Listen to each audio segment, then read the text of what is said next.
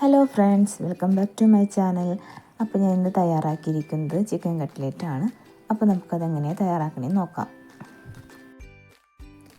Pan ചൂടായി കഴിഞ്ഞ് അതിലോട്ടേക്ക് ഒരു 4 ടേബിൾ സ്പൂണോളം വെളിച്ചെണ്ണ നമുക്ക് ഇട്ട് കൊടുത്തിട്ട് ഒരു സവാള, പിന്നെ 3 പച്ചമുളക്, ഒരു തണ്ട് കറിവേപ്പിലയും, പിന്നെ ഒരു ബീട്രൂട്ട് ചോപ്പ് ചെയ്തതും 4 വലിയ ഉരുളക്കിഴങ്ങ് പുഴുങ്ങി കൈ കൊണ്ട് ഉടച്ചതും കൂടി ചേർത്തിട്ട് നമുക്ക് ഒന്ന് നന്നായിട്ട് ഇളക്കി കൊടുക്കാം. അതിനുശേഷം ഇതിലോട്ടേക്ക് കുറച്ച് ഗ്രീൻ പീസ് ഇട്ട് കൊടുക്കുന്നുണ്ട്. ഗ്രീൻ പീസ് എന്ന് പറയുമ്പോൾ ഇത് പച്ച ഗ്രീൻ പീസ് തന്നെയാണ്, അപ്പോൾ പുഴുങ്ങാണ്ട് തന്നെയാണ് ഇട്ടിരിക്കുന്നത്. ഉണങ്ങിയ ഗ്രീൻ പീസ് ആണെങ്കിൽ വെള്ളത്തിലിട്ട് കുതിർത്തിട്ട് പുഴുങ്ങിയിട്ട് വേണം ഇതിലോട്ട് ഇടാനായിട്ട്. എന്നിട്ട് നന്നായിട്ട് ഒന്നും കൂടി ജസ്റ്റ് ഒന്ന് ഇളക്കി കൊടുക്കാം.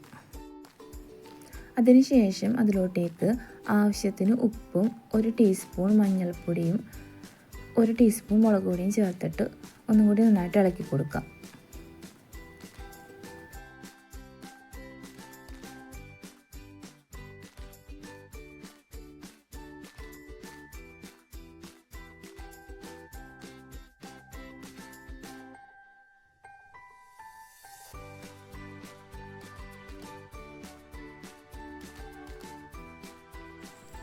അതിനുശേഷം മെയിൻ ഇൻഗ്രീഡിയൻസായ ചിക്കനും കൂടി ഇതിലോട്ടേക്ക് ചേർത്ത് കൊടുക്കുന്നുണ്ട്. ചിക്കൻ എന്ന് പറയുമ്പോൾ നേരത്തെ തന്നെ ഉപ്പും മഞ്ഞൾപ്പൊടിയും കൂടി ചേർത്തിട്ട് വേവിച്ച് അതിൻ്റെ മാംസം മാത്രം വേർതിരിച്ചെടുത്താണ് കേട്ടോ.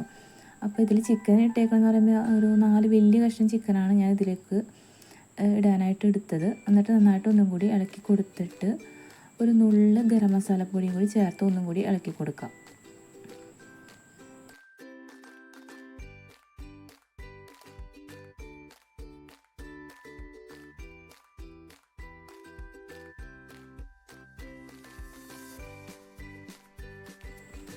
അപ്പോൾ അത് കട്ട്ലേറ്റ് ഉണ്ടാക്കാനുള്ള ചിക്കൻ ഉരുളക്കിഴങ്ങ് മസാലക്കൂട്ട് റെഡി ആയിട്ടുണ്ട്.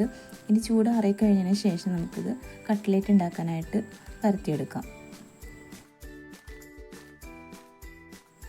അപ്പോൾ അത് ചൂടാറി കഴിഞ്ഞിട്ടുണ്ട്. ഇനി നമുക്കിത് കട്ട്ലേറ്റ് ഉണ്ടാക്കാനായിട്ട് പരത്തിയെടുക്കാം.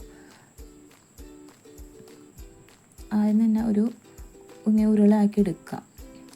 അതിനുശേഷം കൈ കൊണ്ട് ജസ്റ്റ് ഒന്ന് പ്രസ് ചെയ്യാം. അപ്പോൾ നമ്മുടെ കറക്റ്റ് കട്ട്ലേറ്റിൻ്റെ ആ ഒരു ഇത് ഉണ്ടാക്കും. ഈ ഒരു ലഡുവിൻ്റെയൊക്കെ പോലെ ഒരു ഉരുളാക്കാം. എന്നിട്ടൊന്ന് ജസ്റ്റ് ഒന്ന് പ്രസ് ചെയ്ത് കഴിഞ്ഞാൽ നമുക്കതിൻ്റെ കറക്റ്റ് ഇത് കിട്ടും. ഇതേപോലെ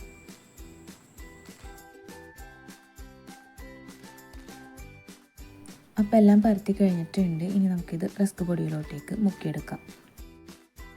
അപ്പോൾ റസ്ക് പൊടിയിലേക്ക് മുക്കാനായിട്ട് 2 മുട്ടയാണ് എടുത്തേക്കുന്നത്. അതിലോട്ടേക്ക് ആവശ്യത്തിന് ഉപ്പും 1/2 ടീസ്പൂൺ കുരുമുളക് പൊടിയും കൂടി ചേർത്തിട്ട് നന്നായിട്ടൊന്ന് ഇളക്കി കൊടുക്കുന്നുണ്ട്. അതിനുശേഷം നമ്മൾ നേരത്തെ പരത്തിയെടുത്ത കട്ട്ലേറ്റ് ഓരോന്നായിട്ട് ഇതിലോട്ടേക്ക് മുക്കിയെടുക്കാം.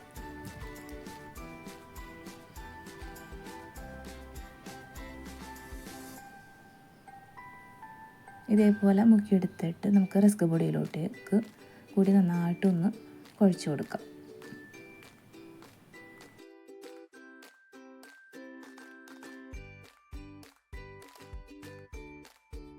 അപ്പോൾ എല്ലാവരും റസ്ക് പൊടിയിലോട്ടേക്ക് മുക്കിയെടുത്തിട്ടുണ്ട്. ഇനി നമുക്കിത് വറുത്തെടുക്കാം.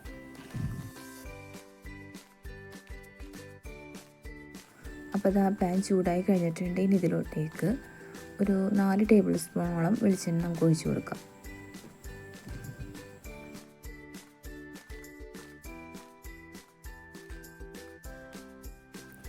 വെളിച്ചെണ്ണ എല്ലായിടത്തും പരത്തിയ ശേഷം ഇതിലോട്ടേക്ക് ഓരോന്നായിട്ട് നമുക്ക് കട്ട്ലേറ്റ് ഇങ്ങനെ വെച്ച് കൊടുക്കാം.